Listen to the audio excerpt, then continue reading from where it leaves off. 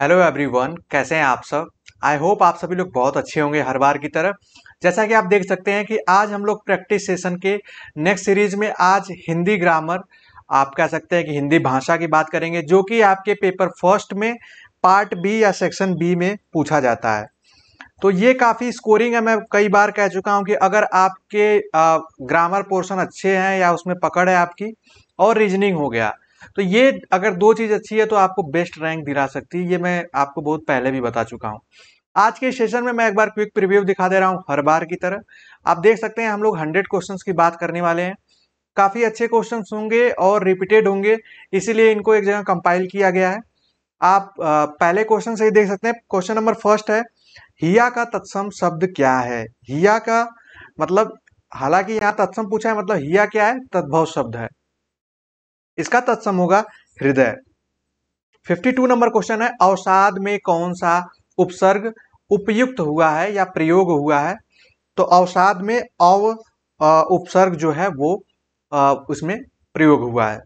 53 देखिए, जहां बताने की जरूरत होगी वहां मैं बताते चलूंगा, और ये एक क्विक रिवीजन पर्पज से है, तो यहाँ पे हम लोग क्वेश्चन को काफी जल्दी से या तेजी से करेंगे। इसकी पीडीएफ आप लोगों को टेलीग्राम चैनल पे मिल जाएगी, डिस्क्रिप्शन में लिंक है, उस पर क्लिक कर लेंगे तो आपको आप वहां से डाउनलोड कर सकते हैं। इसका जो राइट आंसर हो जाएगा वो हो जाएगा ऑप्शन ए, दु धन कर दुष्कर। 54 है, गगनचुंबी का समास विग्रह क्या होगा। तो समास विग्रह का मतलब सीधा, गगनचुंबी का मतलब गगन को चूमने वाला। ठीक है। 55 नंबर क्वेश्चन है, वाक्य के लिए एक शब्द, इसको आप कह सकते हैं इस टाइप का है, जिसे लांघना बहुत कठिन हो या जिसे लांघा ना जा सके, वो है दुर्लभ्य। ये दुर्लंघ्य, ये राइट आंसर हो जाएगा। 56 है, छोटे छोटे ताजमहल के रचयिता कौन है। तो वो रचयिता जो है वो है राजेंद्र यादव। 57 नंबर क्वेश्चन जो है, चिराग तले अंधेरे का क्या अर्थ है। ऑप्शन आप देख सकते हैं, चिराग के नीचे अंधेरा, चिराग से कम रोशनी आती है, पास की चीज दिखाई न पड़ना, या दूर की चीज दिखाई न पड़ना। वैसे इस ऑप्शन के हिसाब से राइट आंसर जो हो जाएगा वो हो जाएगा सी, पास की चीज दिखाई न पड़ना। लेकिन चिराग तले अंधेरे का सेंस और भी थोड़ा ब्रॉड में है। इसका मतलब है कि जो एकदम बिल्कुल पास है उस पर प्रभाव न पड़ना, और बाकी भले ही दूसरे लोगों को प्रभाव पड़े। वाक्य प्रयोग में आता है कि फला का मतलब फला डॉक्टर का बेटा इसमें फेल हो गया, इसे ही कहते हैं चिराग तले अंधेरा। कुछ ऐसा वाक्य प्रयोग आप देखे होंगे।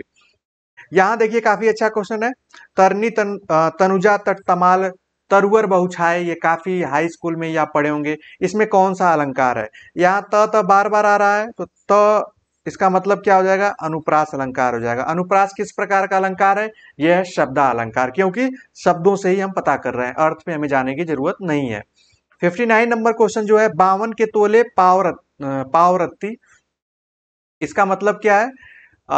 यहाँ पे आप देख सकते हैं, इसका ऑप्शन आप देख लीजिए। बिल्कुल ठीक हिसाब करना, बिल्कुल गलत हिसाब करना, प्रत्येक वस्तु 52 तोले पावरत्ती देना, या उपरोक्त में से कोई नहीं। अगर आपने अभी पढ़ा है तो आप लोग कमेंट सेक्शन में बताइए कि इसका राइट आंसर क्या होगा। मैं आपको आंसर बता रहा हूं। राइट आंसर जो होगा इसका वो होगा बिल्कुल ठीक हिसाब या बिल्कुल सही हिसाब। ये कभी कभी बातों में प्रयोग किया जाता है कि आपकी बातें बिल्कुल 52 के तोले पाव रत्ती जैसी हैं, ऐसा वाक्य प्रयोग में अगर आप देखेंगे तो। इसीलिए जो जिन बुक्स में मुहावरे के साथ साथ वाक्य प्रयोग दिया रहता है वो प्रभावी बुक्स होती हैं, क्योंकि उससे हमें और अच्छे से समझ में आ जाता है। क्वेश्चन नंबर 60 देखिए, शेर के कान कतरना। अगर शेर के कान कतरने की बात की जाएगी तो इस मुहावरे का अर्थ क्या होगा। शेर से खेलना बिल्कुल नहीं, बहुत चालाक होना, ये सीधा होना, या प्रभाव स्थापित करना, तो ये होगा बहुत चालाक होना। 61 क्वेश्चन नंबर है, सुरीला का विलोम क्या होगा। तो ये तो सिंपल है, आप सुरीला का मतलब बेसुरा। 62 है, निम्नलिखित में से कौन सी पूर्वी हिंदी की बोली है। पूर्वी हिंदी की मुख्यतः 3 बोलियां हैं, एक अवध है, छत्तीसगढ़ी है और बघेली है। तो बघेली यहाँ पे हो जाएगा राइट आंसर। उसके बाद आप देखिए क्वेश्चन नंबर 63 है, निम्नलिखित में से कौन सी पहाड़ी भाषा की बोली है। आप ऑप्शन देख सकते हैं, 63 का गढ़वाली, कुमायूं, उसके बाद पश्चिमी पहाड़ी, या ये सभी। इसका राइट आंसर क्या होगा ये आप बताएंगे। क्योंकि ये भाषा से आप एक बार क्वेश्चन देख लेंगे, जैसे अपभ्रंश की बोलियां कौन सी हैं, पश्चिमी हिंदी, और इसके बाद मैथिली किस भाषा में आती है। तो ये भाषा से रिलेटेड अगर आप लोग चाहेंगे तो मैं एक क्लास ला सकता हूं जिसमें हम लोग सिर्फ भाषा को एक वीडियो में हम उसको कवर कर सके। इसका जो राइट आंसर हो जाएगा वो हो जाएगा ये सभी। 64 नंबर है दाज्यू कहानी किसकी रचना है। ये बहुत ही फेमस है और आपके एग्जाम में कई बार रिपीट होती है। ऑप्शन आप देखिए, यशपाल, शेखर जोशी, बटरोही या Amarkant. What will be the right answer? तो इसका जो राइट आंसर होगा वो होगा शेखर जोशी, ये राइट आंसर हो जाएगा। क्वेश्चन नंबर 65 है, जूही की कली किस कवि की प्रथम रचना है। प्रथम रचना भी है, यहाँ पे आप जो आंसर आप देंगे आप ये भी मान लेंगे कि जूही की कली उनकी रचना भी है, और यहाँ पे लिखा है कि कवि की प्रथम रचना है। तो 65 नंबर क्वेश्चन हो जाएगा वो हो जाएगा निराला। जूही की कली जो है वो इनकी रचना है। निराला मतलब सूर्यकांत त्रिपाठी निराला जी की बात हो रही है, ये आप जानते होंगे। उसके बाद हम लोग नेक्स्ट क्वेश्चन देख लेते हैं। 66 है, ऋण जल धन जल किसका रिपोतार्ज है। ये आपको पता है कि रचनाओं में कई तरीके की विधा है, उसमें एक विधा है रिपोतार्ज, तो यहाँ उसकी बात की गई है। आप यहाँ देख सकते हैं, अगर ऑप्शन आप देख सकते हैं, फणीश्वर नाथ रेणु, शिव प्रसाद सिंह, शिव पूजन सहाय या राम वृक्ष बेनपुरी जो है। राइट आंसर हो जाएगा फणीश्वर रेणु जी की ये रचना है। उसके बाद 67 नंबर क्वेश्चन है, कौन सी रचना रेणु की नहीं है। रेणु जी की रचनाओं बहुत फेमस है। यहाँ आप देख रहे होंगे इस सेट में हमें स्पेशली ग्रामर के अलावा साहित्य से भी क्वेश्चन दिख रहे हैं, तो थोड़ा सा आप बुक्स और इन चीजों को देख लेंगे। जैसे मैला आंचल जो है इनकी काफी फेमस रचना है, तो इसमें बताना है कि कौन सी इनकी रचना नहीं है। तो इनकी रचना जो नहीं है वो है देहाती दुनिया। 68 देखिए, कौन सही सुमेलित है। यहाँ हमें बताना है कौन सही सुमेलित है।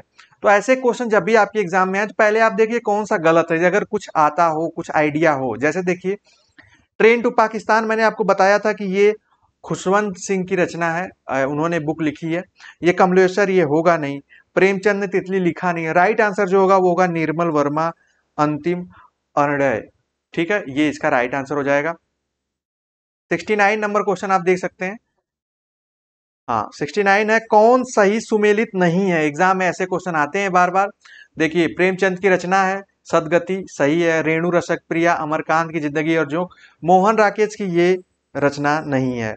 कोशी और घटवार। तो आप लोग कुछ जितने इंपॉर्टेंट हैं राइटर उनके रचनाएं याद कर लेना। अब अगला देख लेते हैं।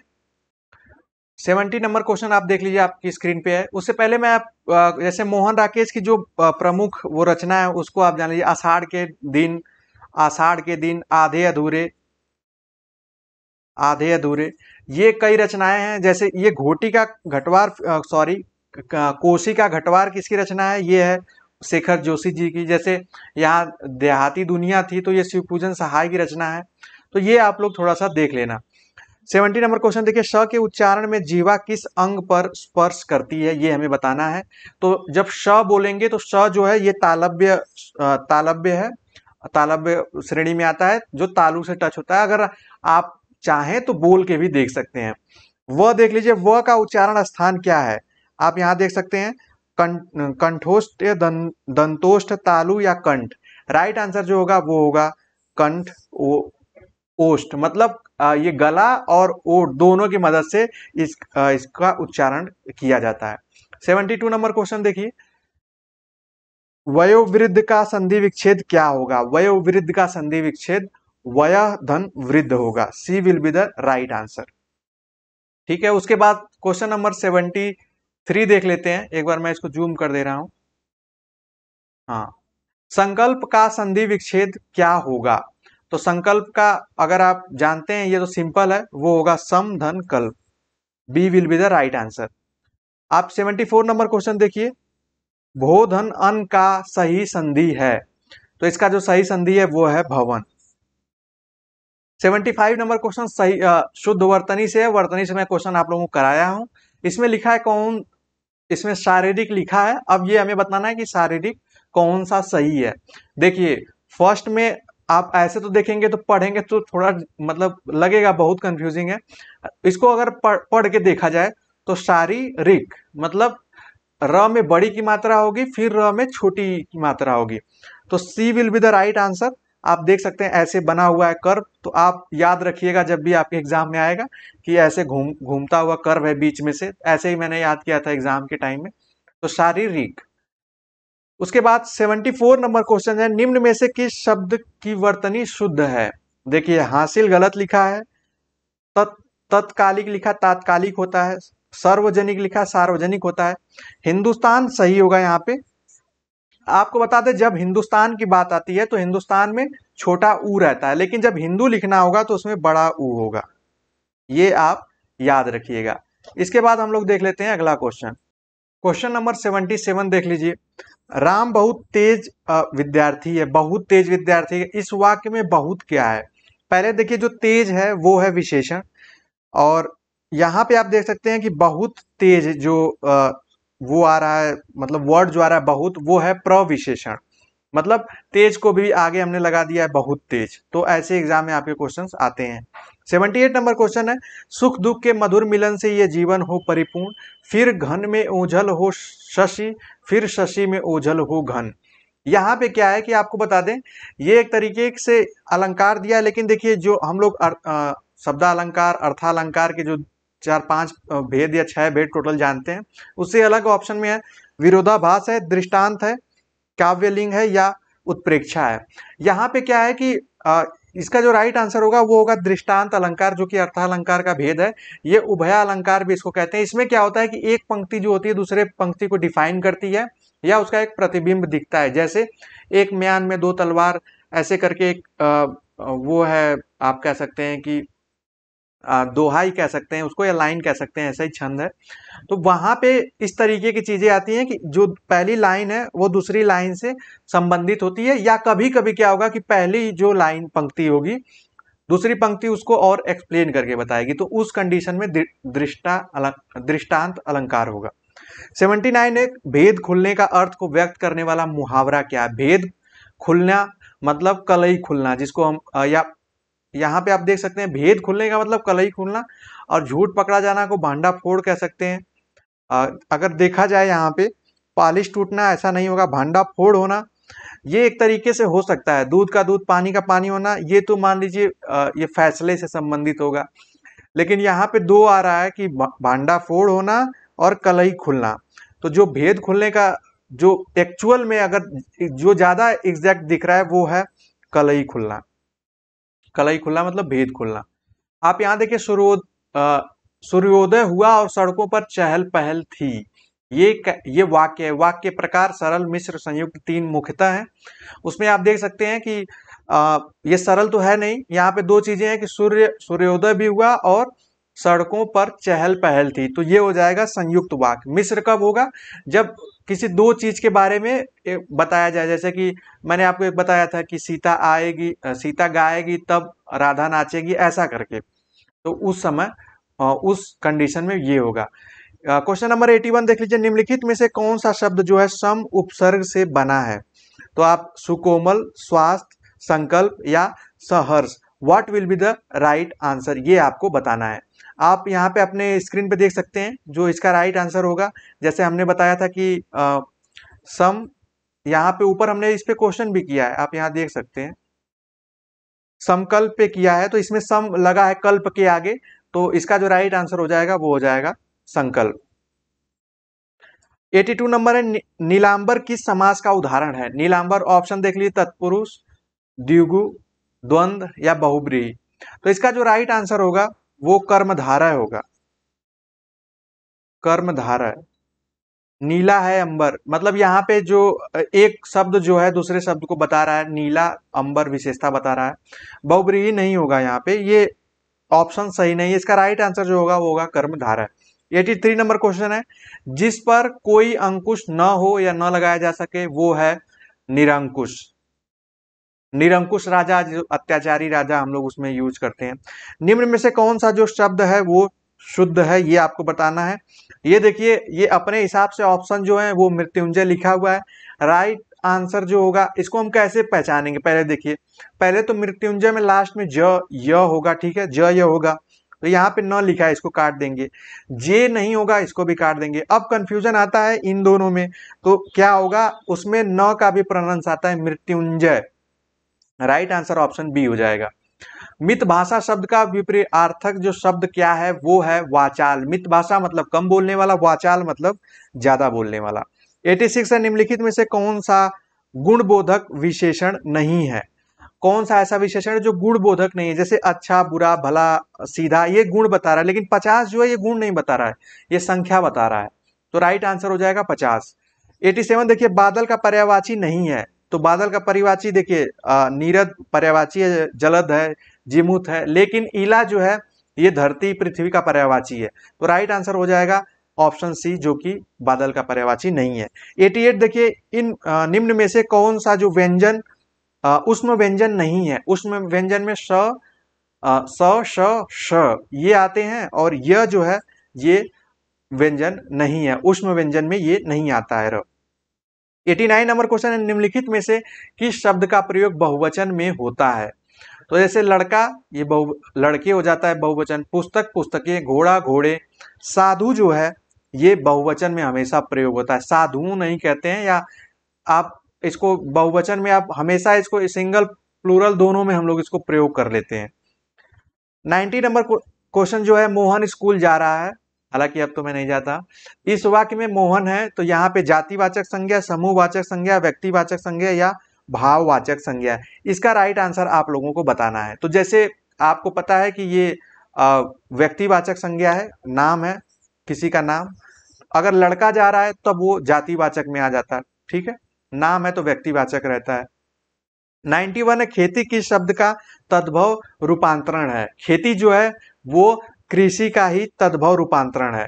कृषि जो है वो तत्सम शब्द हो गया, खेती जो है वो है तद्भव शब्द। 92 है, निम्नलिखित में से कौन सा अविकारी गुणवाचक संज्ञा नहीं है? तो अविकारी गुणवाचक संज्ञा का मतलब, ये अविकारी गुणवाचक संज्ञा होती है वो संज्ञा जो कि काल या सिचुएशन में उस शब्द में परिवर्तन, जैसे सुंदर, सुंदरी, तेज, तेजस, तेजी से, ऐसे। काला जो यहाँ पे है, ये काल के हिसाब से, समय के हिसाब से, परिस्थिति के हिसाब से चेंज नहीं होता है। बहुवचन सिर्फ हो जाता है, काला से काले हो जाता है, और कोई आप इसमें चेंज नहीं कर सकते हैं। 93 होगा, निम्न में से कौन सा शब्द जो है वो है यण संधि? तो वो है पित्रादेश। इसको जो इसका अगर हम विच्छेद करें तो पितृ धन आदेश, ये जो है ये यण संधि है। यण संधि का मतलब जब दो स्वरों से मिलकर एक व्यंजन बन जाता है तो वो यण संधि है, ये आप लोग जानते हैं। 94 नंबर क्वेश्चन है, सीता पानी पीती है। इस वाक्य में वाच्य का कौन सा रूप जो है वो प्रयुक्त है?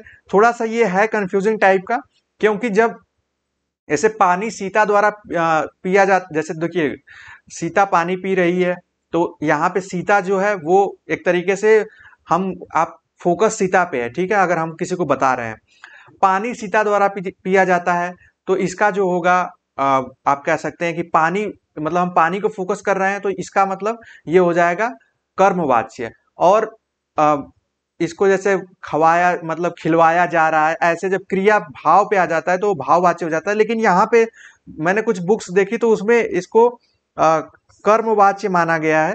हालांकि मैं थोड़ा सा इस पे श्योर नहीं हूं, तो आप एक बार आप भी इसको मिला सकते हैं। 95 नंबर क्वेश्चन है, किस रचनाकार ने हिंदी भाषा को हिंदवी कहा है? तो इसमें जो राइट आंसर हो जाएगा वो हो जाएगा अमीर खुसरो। अमीर खुसरो ने ही हिंदी भाषा को हिंदवी कहा, और अमीर खुसरो की ही मतलब बहुत अच्छा कंट्रीब्यूशन है, अच्छा खासा कंट्रीब्यूशन है हिंदी भाषा के विकास में। साकार का विपरीतार्थक शब्द क्या होगा? आप देख लीजिए, आकार, निराकार, प्रकार या विकार। What will be the right answer of question number 96? ये हो जाएगा निराकार। 97 देख लीजिए, क्षणिक का विपरीतार्थक शब्द क्या है? क्षणिक मतलब छोटे समय के लिए, शाश्वत मतलब हमेशा हमेशा के, आप इसको कह सकते हैं सदा सदा के लिए। द्रुत गमन करने वाली या तेजी से गमन करने वाली को एक शब्द में क्या कहेंगे? द्रुतगामी। द्रुतगामी ट्रेन, मतलब जो तेजी से चलने वाली चीजों को द्रुतगामी कहते हैं। मन जो है वो द्रुतगामी है। गांठ में बांधना मुहावरे का सही अर्थ है याद रखना या याद करना। यहाँ पे खूब लगाया है, लेकिन याद करना या उसको अच्छे से याद कर लेना, ऐसे आप कह सकते हैं। इस सेशन का लास्ट क्वेश्चन है, महादेवी वर्मा के काव्य में क्या प्रधान है या रहा? वो है रहस्यवादी श्रृंगार। इनका जो आप हिंदी साहित्य के जो भी छात्र होंगे वो लोग जानते होंगे, ये रहस्यवादी कवि में भी आती हैं और शायद छायावाद में आती है, एक बार आप उसको देख लेना। लेकिन इनकी जो रचनाएं वो श्रृंगार, ये रहस्यवादी श्रृंगार ही है, ये कंफर्म है।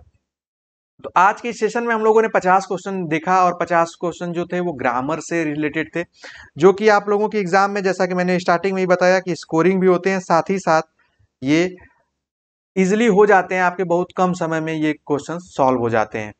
तो आज के सेशन में सिर्फ इतना ही। अगर बाय द वे एक आध क्वेश्चन कभी कभार मतलब बाय मिस्टेक हो जाता है, कुछ बुक्स में ही दो दो तरीके के आंसर दिए होते हैं, तो वैसे क्वेश्चंस आपके एग्जाम में भी आते हैं, ये भी ध्यान रखें। उन क्वेश्चंस के आपको मार्क्स मिलते हैं अलग से, तो आप उसको बता भी सकते हैं कमेंट बॉक्स में। अगर मुझसे कोई गलती होगी तो मैं उसको पिन करा दूंगा, तो जिससे कि आप सभी लोग उसको देख पाएंगे। तो आज के सेशन में सिर्फ इतना ही, मिलते हैं नेक्स्ट क्लास में। तब तक के लिए bye bye, take care and keep watching.